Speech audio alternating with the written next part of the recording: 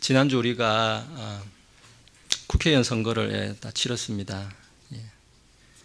오늘 김성강 힘재님의 그 기도처럼 우리의 기대와는 달리 하나님을 대적하는 그 좌파 세력들이 승리하는, 그리고 보수 우파 세력들이 패배하는 그러한 선거 결과가 나왔습니다.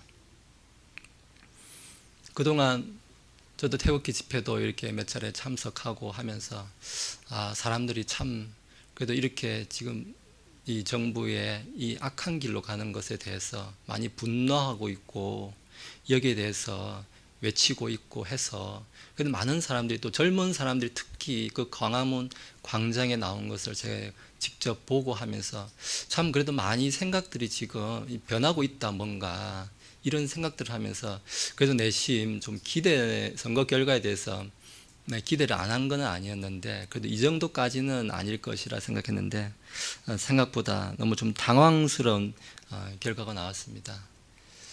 그동안 우리가 뉴스나 이렇게 드러난 것만 보더라도 이 소위 주사파라든지 이런 좌파들의 그런 위선적인 행동, 자기들에게는 그런 부패의 DNA가 없다고 하면서, 우리는 그런 DNA가 없다고, DNA 운운하면서 자기들은 정말 순수한 사람들이라고 하면서, 정말 근데 드러난 죄들은 어땠습니까?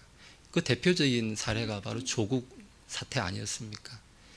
정말 그 온 일가족들이, 그 조국의 자녀는 고등학교, 대학교, 대학원을 시험 한번 치지 않고, 남들은 그렇게 고생해서 대학 가고 하는데도 시험 한번 치지 않고 자기의 지위를 이용해서 추천서 그냥 몇 장 써주면서 그렇게 그냥 뒷구멍으로 그렇게 대학을 가고, 지금 의사가 될 수 있는 의학 전문 대학원까지도 가서 그렇게 있는 걸 보면서 참 사람들의 마음이 도대체 무엇을 보아야 변할 것이고, 도대체 어떤 말을 들려주면 그 사람들 생각이 좀 바뀔 수 있을까, 정말 악에 대해서 어쩜 이렇게 반응하지 않을까, 그런 생각들을 하게 되었습니다.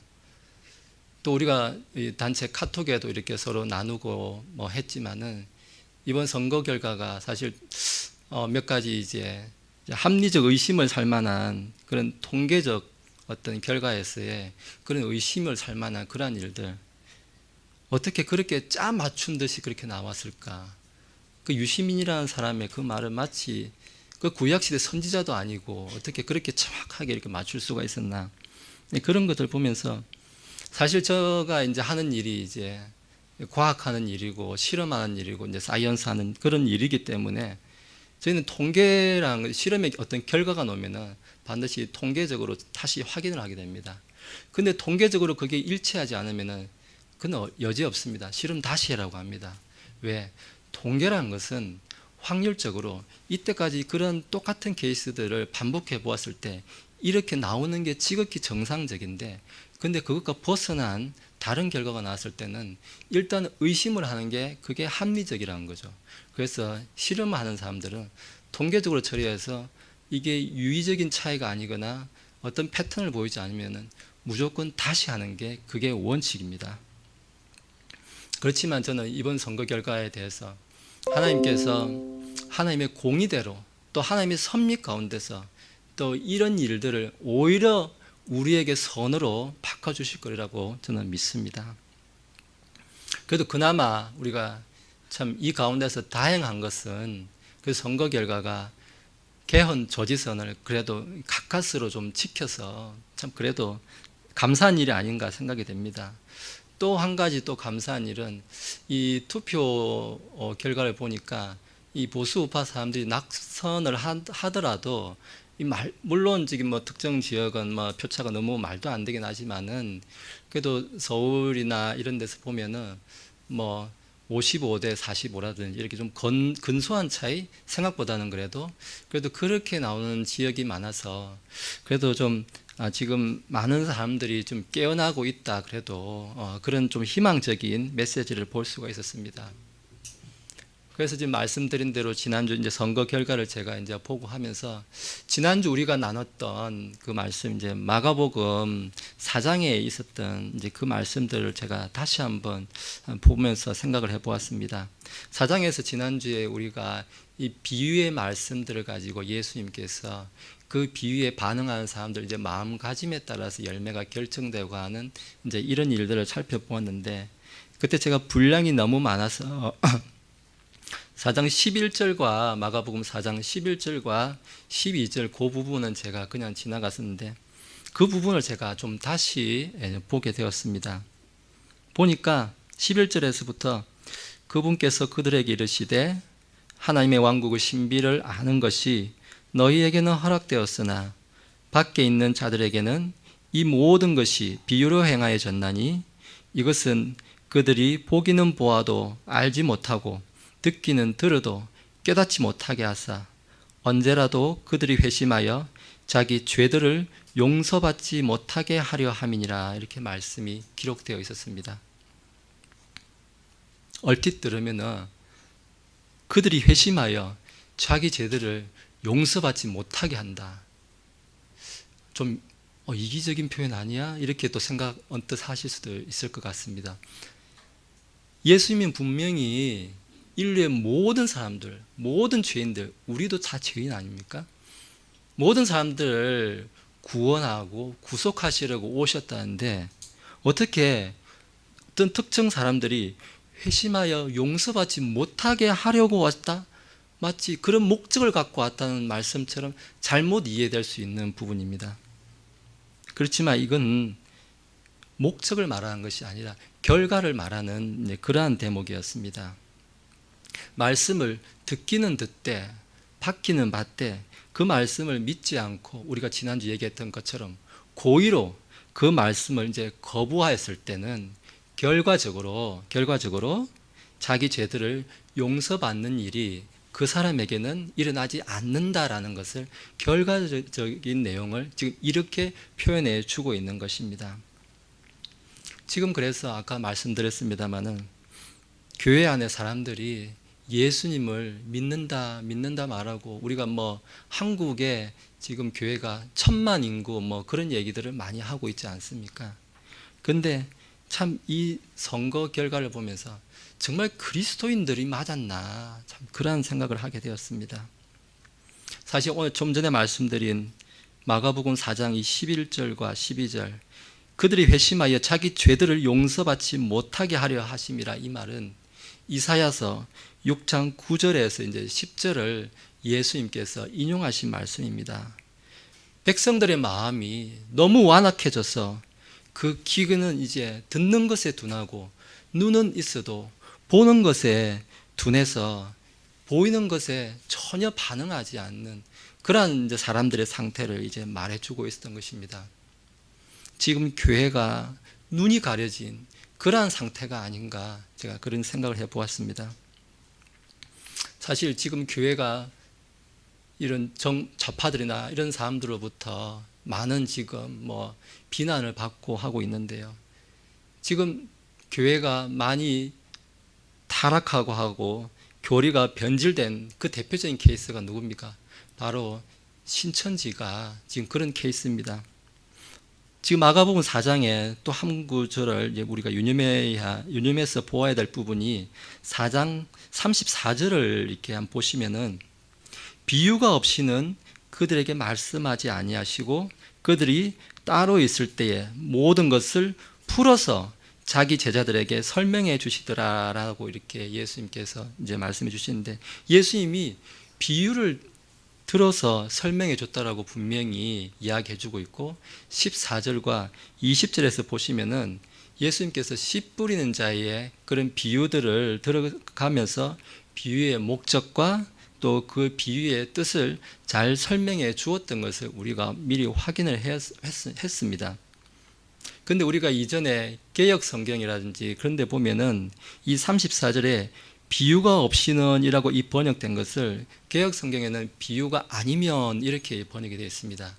그러니까 개역 성경에서는 예수님께서 하신 말씀이 이 신천지 이 사람들의 주장이 하면 다 비유라는 거예요. 그래서 비유기 때문에 이 비유는 사람들이 우리 같은 일반인들은 절대 이해를 할 수가 없다는 거예요. 예수님께서 감춰놨다는 거예요. 그럼 누군가 그 비밀을, 이 비유를 설명해 줄 사람이 필요하다는 거예요. 그게 이만희, 신천지 이만희라는 거예요. 그 사람들이 교리해야 하면은. 그렇지만 지금 34절에 있듯이 비유가 없이는이라고 이렇게 바르게 번역됨으로써 예수님께서는 비유를 설명하실 때 숨기려고 설명한 것이 아니라 14절에서 20절에 있듯이 이 비유에, 이 지금 씨 뿌린 자의 비유, 등잔대 비유, 우리가 지난주 들었지 않습니까? 그 비유의 목적과 그 비유의 해석을 정확히 예수님께서 설명을 해 주셨습니다.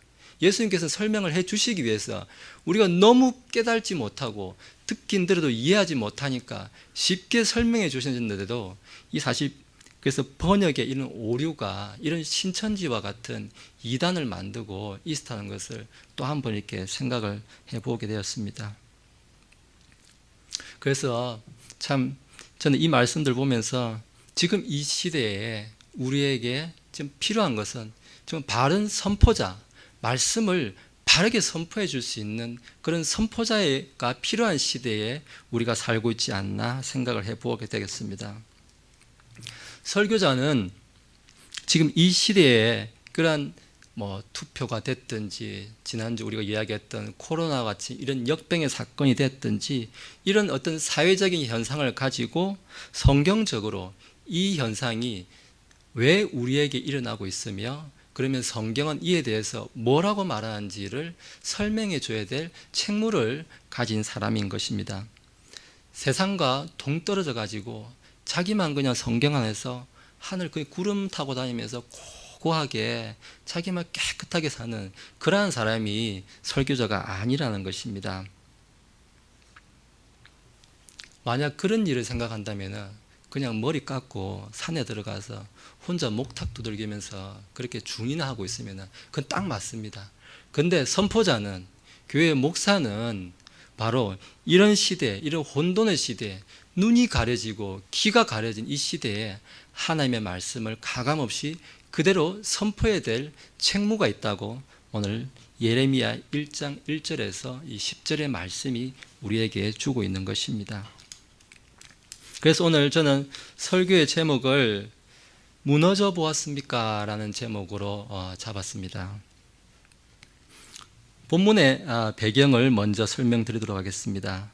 오늘 이 대언자 예레미야가 하나님께로부터 이렇게 부름을 받는 이 장면은 이제 이스라엘 민족이 국가를 형성한 후에 이 다윗으로부터 시작돼서 솔로몬 시대를 거쳐서 솔로몬이 이제 죽고 나니까 여로보암과 르호보암이 이렇게 남왕국 유다와 북왕국 이스라엘로 이렇게 분열하게 됩니다. 그렇게 있다가 저 북왕국 이스라엘은 예수님이 오시기 전 주전 722년경에 이제 북쪽에 있는 아시리아라고 하는 그 이방 민족에 의해서 멸망을 당하게 됩니다.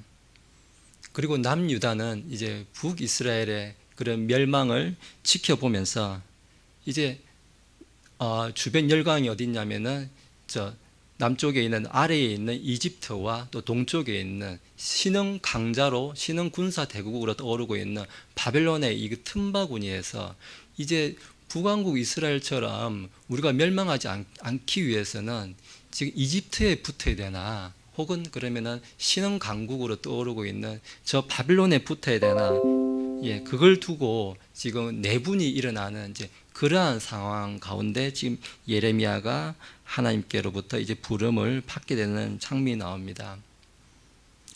남왕국 유다라고 해서 북왕국 이스라엘에 비해서 특별히 더 깨끗하게 더 이렇게 순전하게 또 사실 그렇게 살았던 건 아니지만 그렇으나 또 북왕국 이스라엘에 비해서 또 좋은 몇몇 왕들이 있음으로 해서 그래도 개혁, 정치 개혁, 종교 개혁 이런 일들이 많이 있었음을 볼 수 있습니다. 오늘 이 본문의 배경에도 이제 요시야 왕이 이제 등장하게 되는데요. 요시야 왕은 유다가 이제 멸망하기 거의 한 50년 전, 4, 50년 전 이제 그때 정도 되는데 마지막 최후의 5왕 이제 이야기 이제 시작에 나오게 됩니다.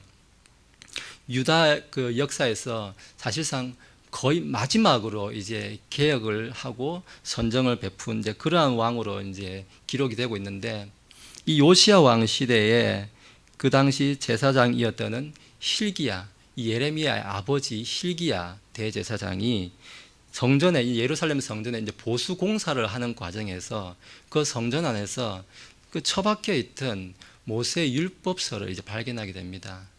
그 말씀은 이 지금 이스라엘 민족들이 모세 율법서라든지 모세 오경이고 뭐고 어디 있는 줄도 모르고 지금 그렇게 살았다는 겁니다. 한마디 유다의 지금 정신적 상태를, 국가의 상태를, 하나님은 어떻게 섬기고 있었나를 여실히 보여주는 대목입니다. 그래서 이 hil기야가 자신의 그 서기관은 말씀을 이제 받아 적는 사람을 서기관이라고 하는데, 그 hil기야의 서기관 사반을 통해서 요시야에게 전달해줘서 요시야 앞에서 그 하나님의 말씀들을 읽을 때 그 요시야 왕이 자기 옷을 찢으면서 하나님께 돌이키는 일, 온 국가가 하나님께로 돌이키는 일이 있고 하면서 그동안 자기 아버지 세대에 잘못했던 것들, 산당들을 짓고 했던 것, 산당들을 부수고 산당 주변에 있는 나무를 베내고 우상을 철폐하는, 이제 그리고 정치 개혁도 함께하는 이제 그런 일들을 한 좋은 왕으로 이제 기록이 되고 있습니다. 그렇지만 이제 그 잠깐 또 요시야 왕 때 있은 이후로는 여호야김이라든지 이제 악한 왕들이 또 4명이 뒤로 쭉쭉 이어집니다. 마지막 시드기야 왕까지 이어지는데, 결국 그 마지막 4명의 왕들 이제 시대에서는 여전히 다시 과거 자기 조상들이 행했던 대로 또 종교적 타락, 정치적 타락, 이제 그런 것들이 또 반복하는 이제 그러한 상황이 이제 이어지게 되는 겁니다. 그러다 결국 BC 이제 예수님이 오시기 전 586년경에 바빌론에 의해서 마지막으로 남유다 왕국까지 멸망을 하게 됩니다. 이런 이제 남왕국 유다와 북왕국 이스라엘의 역사를 보면서 저는 참 우리나라와 어쩌면 참 이 이스라엘 민족의 역사가 참 이렇게 비슷한 모습이 맞나 참 생각을 해보게 되었습니다. 우리 민족도 참 이 조선 이 구한말 시대로 되돌아가면은 뭐 미국이나 영국, 그 당시에 이제 중국이 아니고 청나라죠.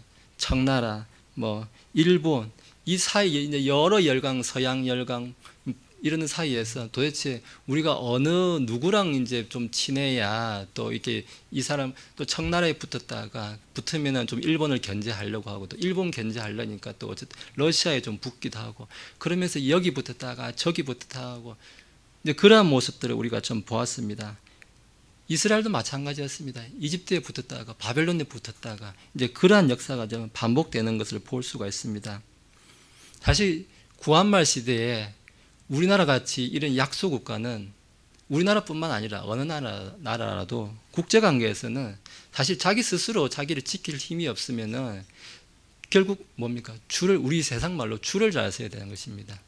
어느 서양 열강에 지금 누가 지금 강자로 떠오르고 있는지를 잘 판단을 해서 국제관계를 잘 이해해서 그 사람 옆에, 그 국가 옆에 서야만 그 민족이 생존할 수 있는데도 불구하고 그 당시에 이제 구한말 민비라든지 그런 고종 이런 사람들이 이 국제관계를 잘 이해 못하기 때문에 지금 강자로 전 세계 강자로 떠오르고 있는 이 해양 세력들 영국이라든지 미국이라든지 이런 서양 열강들의 지금 이 흐름을 간파하지 못하고 기껏 본다는 게 자기 옆에 있는 뭐 청나라나 조금 봤다가 조금 더 떨어진 러시아나 봤다가 그리고 일본에도 좀 붙은 뭐 그런 사례도 있고요. 겨우 지금 할 수 있는 게 그것밖에 못하다가 결국 줄 잘못 서가지고 결국 고종한 게 어떻습니까? 사실 우리는 이완용이 뭐 나라를 팔아먹었네 어쩌나 하지만은 사실 역사적으로 보면은 이완용보다 고종이 훨씬 더 큰 죄인입니다. 사실 자기 나라 팔아먹고도 자기는 일본의 그 왕족의 이름이 올라가 있습니다. 황궁족이라는 이름이 올라가 있어 자기들은 그래서 종묘사직 뭐 지킨다면서 왕족 제사 다 지내고 있고 그런 사실 이 어쩌면 정치 지도자로서 차격 미달인 이제 그러한 모습들을 우리 고종 황제나 이런 조상들이 보여주었습니다. 그런데 지금 구한말 이야기할 게 아니라 지금 그 당시로부터 적어도 100년이 지났는데 지금 우리나라의 현실도 뭐 구한말 시대나 지금이나 별로 바뀐 게 없는 것 같습니다. 지금 남북이 그 나눠져 있고 한데도 저 북한을 한번 보시면 제 설명하는 게 참 시간이 아까울 정도로 북한이 어떻습니까? 전 세계의 그 최빈국 아닙니까? 사람들이 수십만 명이, 100만 명이 굶어서 죽어나가고, 그래야 아오지 탄광에 끌려가고, 정치 수용소에 갇히고 하고, 교회에는 가지도 못하고, 도대체 그런 나라가 뭐가 좋다고 지금 친북을 하겠다 그러고, 사회주의를 하겠다 그러고, 친공산주의를 하겠다 그러고, 그러한 사람들이 광화문에서 피켓 들고 나와서 이렇게 이야기를 하고 있고, 도대체 그렇게 좋으면 북한 가서 살아라고 해도 또 가지도 않습니다. 또 참 이해가 안 됩니다. 반면에 우리 남한은 어떻습니까? 하나님께서 80년대에 이 부흥을 통해서, 경제 부흥을 통해서 이 기독교가 부흥하던 그 시대와 함께 이 국가가 부흥해서 지금 세계 무역 규모가 이제 10위권에 있는 정말 무역 강대국이 되었고, 또 우리가 이렇게 앉아서 이렇게 하나님께 예배 드릴 수 있는 종교의 완전한 자유, 거의 완전한 자유 아닙니까? 이런 종교의 자유가 없다 싶을 정도로 그런 자유를 누리고 있습니다. 그런데도 사람들이 이제 동성애 이야기하는 거 전혀 부끄러운 줄도 모르고 이야기하고 있습니다. 광화문에서 옷을 입은 건지 벗은 건지 모르는 그런 옷차림을 하고 퀴어 축제를 한다 그러고, 시장이라는 사람이 오히려 그런 자리를 이렇게 마음껏 해라라고 만들어주고 있고, 교회에 오늘 아침 이제 카톡에서도 이제 한 분이 올려주셨습니다만은 그 NCCK 같은 경우에는 교회가 지금 차별금지법을 이렇게 국회가 통과시켜야 된다고 목사라는 분이 차별금지법 통과를 오히려 외치고 있고, 정말 차라리 자기 속으로 말했으면 모르겠으나 아예 대놓고 이야기하는, 지금 우리가 그런 시대에 살고 있습니다. 사상적으로 교회뿐만 아니라 온 세상 사람들이 다 배도에 동참하고 있는 것을 보고 있습니다. 지금 하나님께서 유다의 상태에 대해서 예레미야서 지금 2장 13절에서 지금 언급하고 있는데요. 내 백성이 두 가지 악을 행하였으니 곧 그들이 생수의 샘인 나를 버렸고, 또 자기들을 위해 물 저장고들, 즉 물을 가두지 못할 터진 저장고들을 팠다라고 이야기하고 있습니다. 하나님이, 오직 하나님만이 생수의 샘이고 하나님을 의지해야만 살 수 있다라고 하나님께서 이렇게 이야기하고 있는데, 터진 물 저장고, 생명을 줄 수 없는 그런 것을 지금 이스라엘 민족들이, 이 남유다가 지금 붙들고 있는 그 상황을 하나님께서 이야기해 주고 있는 것입니다. 지금 이러한 상황에, 이러한 지경에 있는 이 유다 가운데 예레미야는 요시야 왕 시대부터 그 나머지 5왕 시대에 이르는 마지막 시드기야 왕까지 그 시대에 우상 숭배와 사악함이 넘치는 그러한 시대에 유다 백성들을 향한 하나님의 경고의 말씀을 대언해 주던 그런 대언자였던 것입니다. 이제 본문 1장 1절로 가시겠습니다. 1장 1절에서 이제 하나님께서 대언자 예레미야를 부르시는 장면이 나옵니다. 남한국 유다 베냐민 땅에, 그리고 그 베냐민 땅 안에 아나돗이라는 곳에, 그 마을에 살고 있는 hil기야의 아들 예레미야에게 이제 말씀이 임했다라고 이야기하고 있습니다. 아나돗이라는 곳은 그 당시에 이제 여호수아기라든지 이런 걸 참조해 보시면은 대언자들이, 그 레위 지파에 속한 제사장들이 이제 살고 있는 그 여러 고을들 중에 하나가 아나돗이라는 곳이 있는데, 이제 그 당시에 이제 대언자였던 대제사장이었던 hil기야라는 대제사장의 아들 예레미야에게 이제 하나님의 말씀이 임하였다라고 이제 시작을 하고 있습니다. 그러면서 1장 5절에 이제 가시니까 예레미야가 하나님의 부름을 받는 장면이 나오는데, 내가 너를 뱃속에 짓기 전에 너를 알았고, 내가 태에서 나오기 전에 내가 너를 거룩히 구별하였으며 너를 민족들을 향한 대언자로 이제 세웠노라, 이제 이렇게 이야기하고 있습니다. 하나님께서 이 말씀 가운데서 뱃속에 짓기도 전에 예레미야를 예정을 했다고 이야기합니다. 이제 혹시 이제 우리가 이전에 이제 개신교 안에 있거나 할 때 이 부분을 가지고 이제 예정서를 이제 생각하실 수도 있겠습니다. 다 예정되어 있다. 태어나기도 전에 이제 하나님께서 예정했다. 맞습니다. 그런데 자세히 보시면은 뱃속에 짓기 전에 너를 알았고라고 이렇게 기록이 됐습니다. 하나님께서는 사람을 예정하시는 게 맞습니다. 그러나 하나님의 미리 아심에 따라 오늘 이 말씀이 있는 것처럼 너를 알았고라는 그 말씀처럼 하나님께서 그 사람을 미리 아신다는 것입니다. 이 사람이 태어났을 때, 이 사람이 하나님의 일을 맡겼을 때, 그 사람이 하나님의 일을 할 만한 사람인지, 감당할 수 있는 대언자인지 아닌지를 하나님께서 미리 아시고 그 사람을 태중에 짓기 전에부터 예정하신다는 지금 그 말씀을 주시고 있는 것입니다. 또한 그리고 내가 너를 거룩히 구별했다고 이야기하고 있습니다. 태중에 있을 때부터 구별했다는 겁니다. 지금 이 말씀을 통해서 우리가 알 수 있는 것은 우리가 지금 낙태를 금지하고 있지 않습니까? 태중에 있는 아이가 하나님께서 구별하실 수 있는 만큼 거룩히 구별해야 될 만큼 귀한 존재, 생명이라는 것입니다.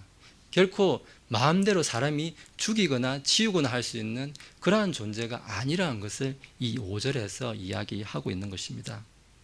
물론 우리가 합리적으로 생각했을 때, 그러나 이 아이가 지금 임신이 되었을 때 산모가 생명이 너무 위독해서 도저히 죽을 수밖에 없다든지 아이도 산모도 다 죽을 수밖에 없는 그런 의학적인 어떤 문제가 있을 수도 있습니다. 그런 케이스도 저도 들어봤습니다. 그런데 그러면 어쩔 수가 없겠죠. 저는 그렇게 생각합니다. 그런데 그러한 경우가 아니고 어떤 자기의 잘못된 어떤 행실이나 자기의 또 어떤 계획하지 않았던 일이라는 그 핑계로 이 낙태를 하는 것은 하나님께 죄를 짓는 것, 살인하는 것이라고 지금 1장 5절이 우리에게 이야기해 주고 있습니다. 그러면서 1장 이제 6절을 가시면은 이 하나님의 부르심에 대해서 반응하는 대언자 예레미야의 자세가 여기서 나오고 있습니다. 6절에 가시면은 주 하나님이여 보소서 나는 아이란 말을 할 수 없나이다 이렇게 이야기하고 있습니다. 사실 유대인들 사회에서는 통상적으로 나이가 그래도 남자가 30살쯤은 돼야만 전통적으로 어떤 공적인 일에 나아갈 수 있는 자격이 주어졌었습니다. 우리 예수님도 마찬가지로 공생애를 시작하셨을 때가 약 30살쯤에 시작하셔서 공생애를 시작했었습니다. 그렇듯이 지금 자기 나이의 그 연소함을 이야기함과 동시에 또 자기를 낮추는 모습을 우리에게 보여주고 있는 것입니다. 예레미야가 지금 이 부름을 받는 이 당시의 나이는 지금 성경 기록에 사실 정확하지는 않지만 10대 후반에서 20대 초반 그 사이로 지금 만든 이제 주석가들이 이야기해주고 있습니다. 그러면 대충 우리가 유추하거나 한 고등학생 정도의 나이라고 이제 생각을 해볼 수가 있겠습니다. 근데 우리 고등학생 정도의 나이에 그리고 이 예레미야는 아버지 대제사장 아버지 힐기야의 이렇게 자녀로 자랐습니다. 과연 성경 기록을 배우지 않았겠습니까? 그거 과연 글도 모르는 그런 무식한 사람이었겠습니까? 우리가 유추해 보건대 그의 나이로 보더라도 그리고 그 가정의 환경을 보더라도 충분히 말을 할 수 있었음에도 불구하고 하나님 앞에서 나는 아이라고 이렇게 자신을 낮추는 모습을 우리에게 보여주고 있습니다. 이러한 모습은 사실 우리가 모세를 통해서도 우리가 익히 알고 있습니다. 하나님께서 모세를 떨기나무 가운데서 이렇게 부르실 때 모세의 반응이 어땠습니까? 나는 말에 능하지 못하나이다 그렇게 이야기합니다. 말이 느리고 또 혀가 둔합니다. 이렇게 모세는 또 이야기했습니다. 모세가 누굽니까? 이집트의 왕조로 자라지 않았습니까? 이집트의 그 황실에서 무엇을 배웠겠습니까? 온 전 세계의 어떤 정치적인 것을 다룰 줄 알고 군사력도 이렇게 다룰 줄 아는 거, 이렇게 경제적인 관념, 어떤 사회적인 이해 이런 거에 대해서 아마 왕자이기 때문에 아마 그 당시 최고의 문명 국가였던 이집트에서 최고의 학문을 배웠을 것입니다. 그래서 그 나이가 40세 가량 이르렀을 때 자기 민족을 위해서 자기가 좀 이제 내가 뭔가 좀 할 수 있겠다 싶어서 자기 동족과 그 애굽 사람이 그 싸우는 일을 말리다가 결국 이제 살인까지 저지르다가 결국 도망자 신세에 이제 되었는데요. 그렇듯이 사실 모세도 자기가 젊은 시절 어렸을 때부터 충분히 교육받고 훈련받고 자기가 이쯤이면 내가 좀 뭐 할 수 있겠지, 사실 그러한 상태에 있었습니다. 그러고도 또 40년이 또 지나서 광야 생활을 하면서 자기 마음이 양을 치고 양의 똥을 치우고 그렇게 하면서 자기 마음이 낮아질 대로 낮아지고 낮아져서 이제 하나님께서 부르실 때 내 혀가 둔하고 나는 말을 할 줄 모릅니다, 이러한 반응을 보여주는 것을 우리가 보게 됩니다. 베드로전서 5장 5절에서도 마찬가지입니다. 사도 바울도 사람 앞에 이렇게 겸손함이 드러났을 때, 드러나게 되면 곧 그것은 하나님 앞에서 겸손함이 드러나는 것이라고 지금 이야기해 주고 있습니다. 우리 교회 일을 이제 최근까지 리모델링을 하고 정말 제가 보면서도 참 감탄하고, 이제 좀 자랑하듯이 우리 교회 사진을 사랑침례 교회 여러 형제님들에게 보내줬을 때 어쩌면 이렇게 잘 꾸몄냐, 또 어떤 분은 이 개척교회가 너무 화려한 거 아니냐, 뭐 이런 말을 할 정도로 개척교회면 그냥 멍석 깔고 그렇게 다 앉아서 하는 줄 알았는지 다들 그렇게 얘기들 해주십니다. 그만큼 이렇게 아름답게 만들어지도록 참 헌신하고 겸손하게 묵묵하게 해주신 또 형제님들 자매님들이 있어서 우리가 이런 좋은 공간에 있는 것 같습니다. 이제 이렇게 예레미야에게 겸손의 모습이 이렇게 드러나게 되었을 때 비로소 하나님께서 예레미야에게 책무를 주시는 장면이 나옵니다. 1장 10절 앞쪽을 보시겠습니다. 보라, 내가 이날 너를 민족들과 왕국들 위에 이제 세운다라고 이야기하고 있습니다. 민족들과 왕국들 위에, 여러 민족, 여러 왕국들 위에 세웠다는 것입니다. 오로지 유다 백성만, 유대인만 나가서 전해라, 그게 아니라는 것입니다. 믿지 않는 자들에게까지 다 나가서 전해라고 지금 예레미야에게 이야기하고 있는 것입니다. 설교자는 그래서 이 교회 안에서만, 교회 안에 모인 우리 성도들한테만, 우리 교회만 잘하자, 우리 성도들만 이래야 된다, 저래야 된다, 하나님의 말씀 이겁니다, 이렇게 얘기하는 것이 아니라 밖에 있는 저 세상을 향해서 세상 사람들이 들어야 되는 말까지 함께 들을 수 있는 말을 선포해라고 지금 이 말씀을 통해서 우리에게 알려주고 있는 것입니다. 지금 이 시대에는 사실 이 예레미야처럼 어떤 직통 계시를 받아서 어떤 꿈이나 뭐 환상이나 이런 걸 통해서 주는 시대가 전혀 아닙니다. 그런 대언자도 우리는 지금은 없다라고 믿습니다. 지금은 오직 이 완전하신 성경 말씀, 이 말씀이 우리에게 주신 완전한 계시라고 지금 우리는 믿고 있는 것입니다. 그래서 우리가 받아야 될 계시는 이 성경 안에 지금 다 있는 것입니다. 그래서 우리는 이 성경 안에 기록된 말씀을 잘 설명해주고 또한 밖에 있는 사람들에게까지 잘 전달해줘야 되는 그러한 의미의 대언자, 지금 그러한 의미의 대언자가 우리에게 있을 뿐이라는 것입니다. 그래서 이러한 의미의 대언자들은 꼭 앞에서 설교하는 사람뿐만 아니라 우리 예수님을 믿고 의지하는 사람, 구원받은 사람은 다 대언자라는 것입니다. 이 말씀을 다 모두 같이 보고 있지 않습니까? 그래서 지금 이 신약시대의 대언자는 믿는 모든 자가 다 대언자이라는 것입니다. 그렇기 때문에 우리 대전반석 침례교회가 이 신약시대에 다 대언자로 부름을 받았다고 이야기한다라고 저는 믿고 있는 것입니다. 그러기 위해서는 우리가 어떻게 됩니까? 대언자가 되기 책무를 이제 감당하기 위해서는 이 하나님의 백성들, 이 대언자의 소명을 받은 사람들의 어떤 영적인 변화가 있어야 되는 것입니다. 그냥 지금 상태로 아무 준비되지 않은 상태로 하나님의 일을 할 수가 없다는 것입니다. 근데 그 일을 하기 위해서 지금 본문 10절에서 이야기하고 있는데 우리 가운데 있어야 될 중요한 일이 뭐냐? 파멸시키는 일, 다시 세우는 일, 그러한 일이 있어야 된다고 지금 본문 10절에서 이야기하고 있는 것입니다. 앞서 말씀드린 대로 대언자의 중요한 사명은 파괴하는 것, 그리고 또 건설하는 것, 이 두 가지로 압축될 수가 있습니다. 1장 10절 중반부를 보시겠습니다. 그것들을 뿌리채 뽑고 무너뜨리고 파멸시키고 파괴한다라고 이야기하고 있습니다. 설교자의 우선적인 책임은 사람들의 마음을 파괴하는 것입니다. 너무 좀 낯설지 않습니까? 왜 마음을 부수려고 하느냐, 좀 세워주고 그런 게 아니라 우리 사람들 생각에는 지금 예전에 내가 나면서 자라고 보고 들었고 했던 많은 여러 가지 어떤 사상적인 전통, 교회 안의 전통, 또 자기가 살면서 세상 학문을 통해서 배웠던 그러한 편견들, 그러한 온갖 종류의 그러한 사상들로 머릿속에 꽉 차 있다는 것입니다. 그는 교회 안에 있건 교회 밖에 있건 상관없습니다. 똑같습니다. 다 누구나 다 그러한 상태에 있다는 것입니다.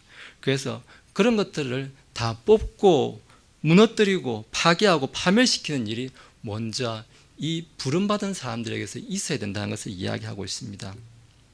저도 시골에서 농사를 이렇게 많이는 지어보지 않았지만 농사꾼 아들로 태어났기 때문에 조금 이렇게 따라다니면서 같이 좀 거들고 그런 건 해봤습니다. 이 한 해 지나고 나면 밭이 묵어 있지 않습니까? 잡초가 무성해지고 있고. 그럼 뭐부터 합니까? 그 밭에 작물을 심기 위해서는 잡초부터 뽑아야 되지 않습니까? 잡초 필요 없는 거 다 뽑아냅니다. 거기에 쌓여있던 쓰레기 다 치워내야 되지 않습니까? 그리고 또 뭐합니까? 그 밭에 가면은 잔돌만 있는 게 아니고 큰 돌도 있습니다. 언제 누가 갖다 놓았는지 모르겠지만 큰 돌 다 치워야 됩니다. 돌 다 치고 나면 이제 그때 당시 이제 할 수 있는 게 뭡니까? 쟁기 갖고 와야 됩니다. 쟁기 갖고 와가지고 깊이 갈아야 됩니다. 땅을 파서 엎어야 됩니다. 그 단단하게 묵은 땅에는 뭐 심어도 절대 아무것도 나지도 않습니다. 그냥 잡초 가운데 말라 죽을 뿐인 것입니다. 우리 교회에 이 리모델링 하면서 어떻게 했습니까? 요 안에 지금 이 벽이 서 있었던 것들 참 해머 가져와가지고 그냥 사정없이 내려쳐서 이 벽 다 허물지 않았습니까? 우리가 필요한 공간을 만들려면 일단 허무는 작업, 때려 부수는 작업, 파괴하고 파멸시키는 작업이 먼저 있어야 된다는 것을 이야기하고 있습니다. 근데 참 어떻습니까? 우리 회중도 마찬가지지만 세상 사람도 마찬가지고 저도 마찬가지입니다. 사람들은 참 강합니다. 강하다는 게 마음이 정말 강합니다. 이 마틴 로이드 존슨 목사님의 말씀을 빌리자면 모든 사람은 사상의 집을 짓고 살아가는 철학가라고 이제 이야기를 하셨는데요.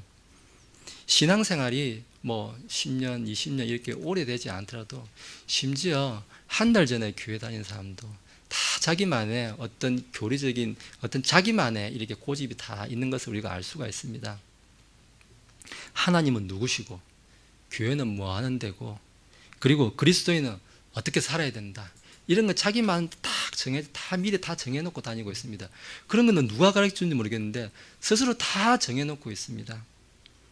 그렇지만 성경은 이렇게 세상 사람들이 말하는 것처럼 하나님은 누구여야 되고 그리고 교회는 뭐 하는 곳이어야 되고 그리고 성도는 뭐 하는 사람이어야 된다. 이렇게 말하지 않습니다.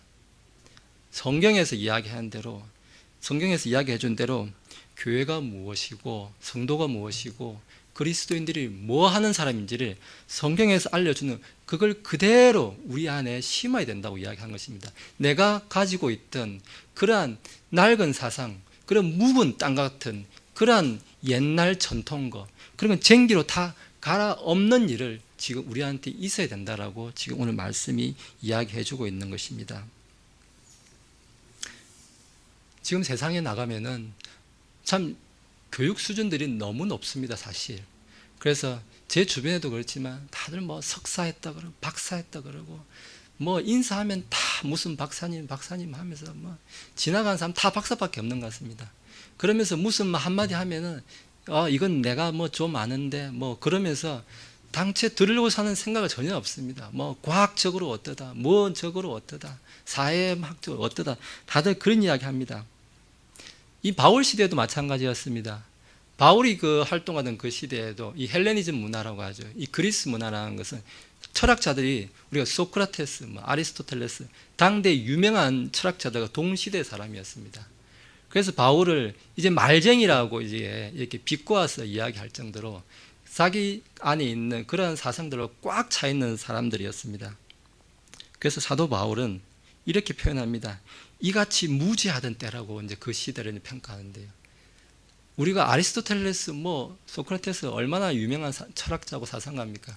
근데 사도 바울의 눈에 보기에는 그냥 무지하다는 겁니다. 오히려 그걸 사도행전에서 좀 이야기해주고 있습니다. 무지한 과학자 제가 좀 더 소개해드리겠습니다. 제 주변에도 보면은 다들 이제 과학하는 사람들이니까 좀 상식적으로 생각하지 않나 싶은데 전혀 그렇지 않습니다.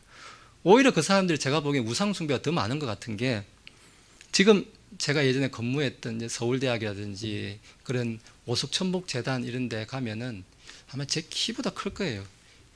큰 비석 같은 걸 세워놓고 이 실험에 희생된 동물들의 희생을 기리며 이렇게 동물들의 희생을 기리는 그런 위령비를 아주 크게 세워놓고 매년 거기 모여서 이제 절하면서 위령제를 지내고 있습니다. 참, 자기가 실험하고 죽이고 막 이렇게 찍고 했던 쥐, 개, 뱀, 파리, 생선, 물고기 이런 것들을 위해서 지금 위령제를 지낸다는 겁니다.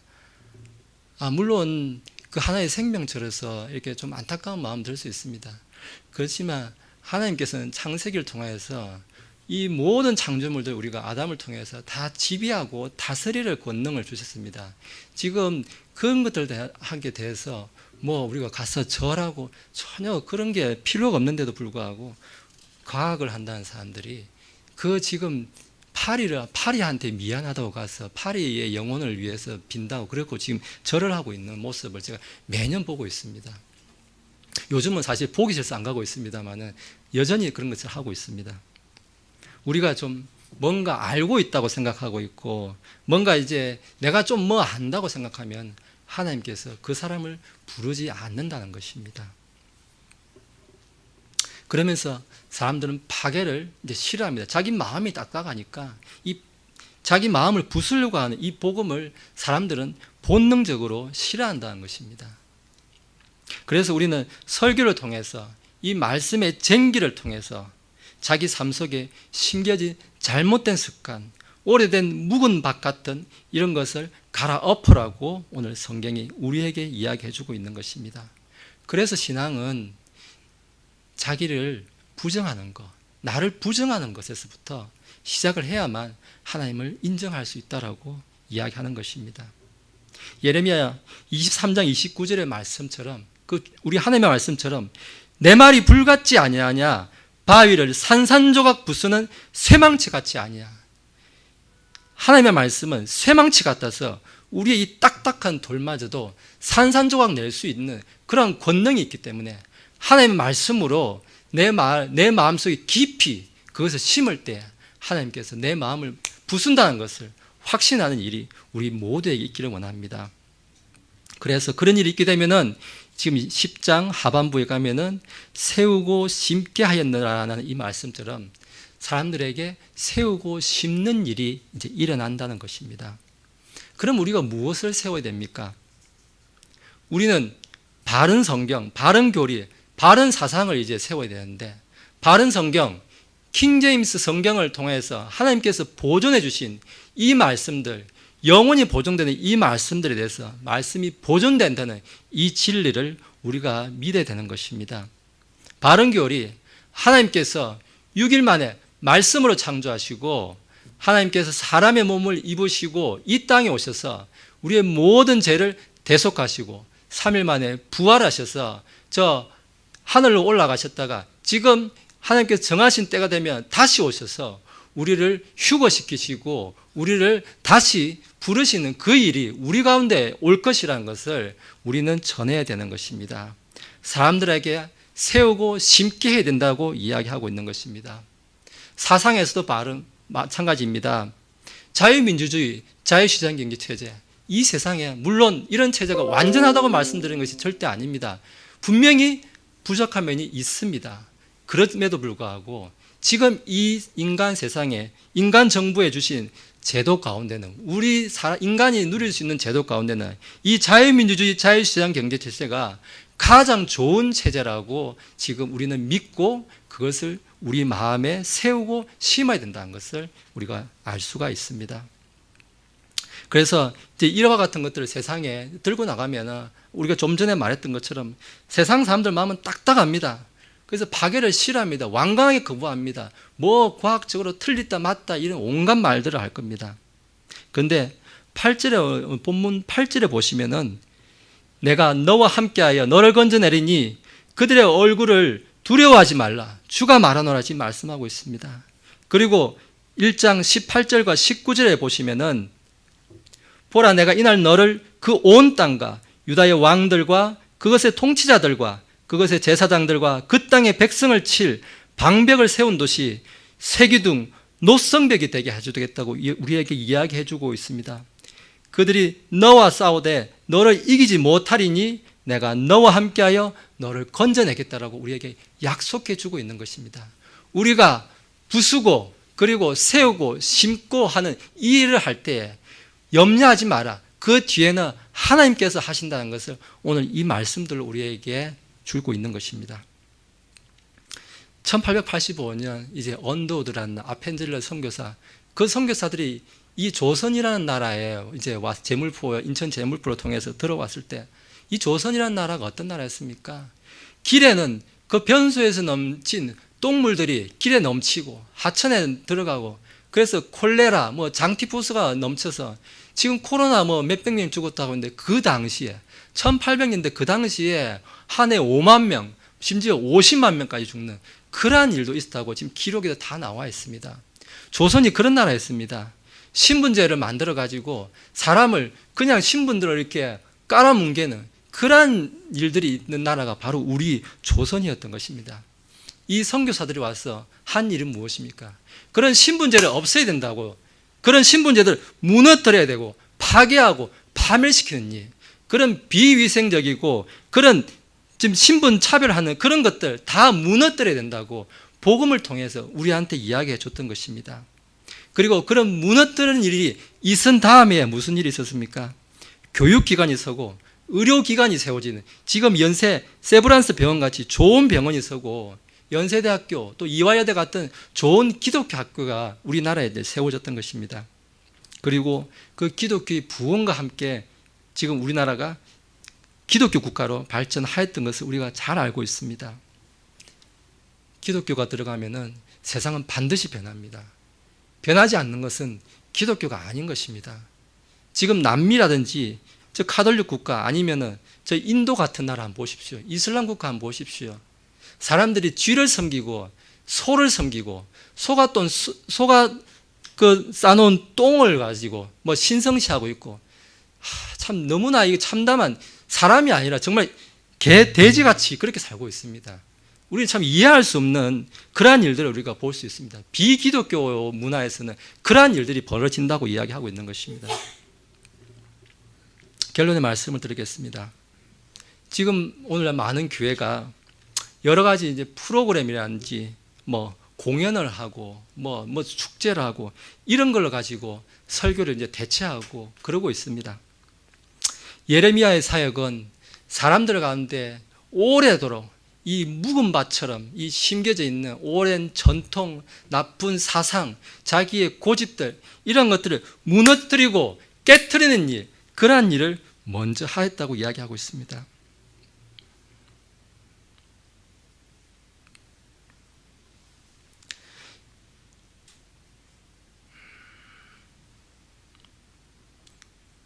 우리는 대언자로 다 부름을 받았다고 제가 말씀을 드렸습니다. 이렇게 부름을 받을 때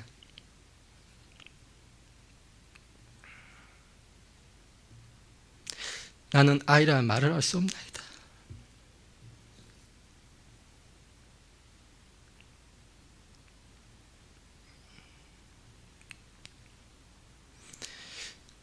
예레미야가 보여준 그런 이 대언자의 자세가 우리에게 있어야 할 줄로 믿습니다.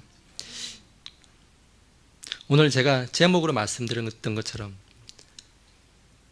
당신은 무너져 보았습니까? 이 말씀을 우리가 깊이 생각하기를 원합니다. 하나님의 말씀을 들을 때에 이 말씀의 제목이 이거니까 오늘 본문은 이렇게 설교해야 돼. 오늘 본문은 이거야. 저 설교자가 틀렸어. 이렇게 들을 것이 아니라 내가 아는 것을 확인받고 싶어서 교회에 온 것이 아니라 설교자가 하는 말이 저 말은 나한테 지금 내가 믿고 있는 거 확인시켜 주려고 하는 말이 아니라 나는 틀렸습니다. 나는 아이란 말할 수 없습니다. 이런 마음을 가지고 내 마음을 갈아엎는 일을 오늘 우리에게 있어야 된다고 이야기해 주고 있습니다. 아직도 사상에 그런 낡은 집을 짓고 혹시 살고 계신 분이 있습니까? 아직도 주님을 향한 그 복음에 대해서 확신을 가지지 못하고 있습니까? 주님, 나를 무너뜨려 주십시오. 내 마음속에 있는 이런 낡은 집을, 이런 묵은 땅을 갈아엎어 주시고 뽑으시고 파멸시켜 주십시오 하는 그러한 고백이 우리 가운데 있기를 원합니다. 기도하시겠습니다.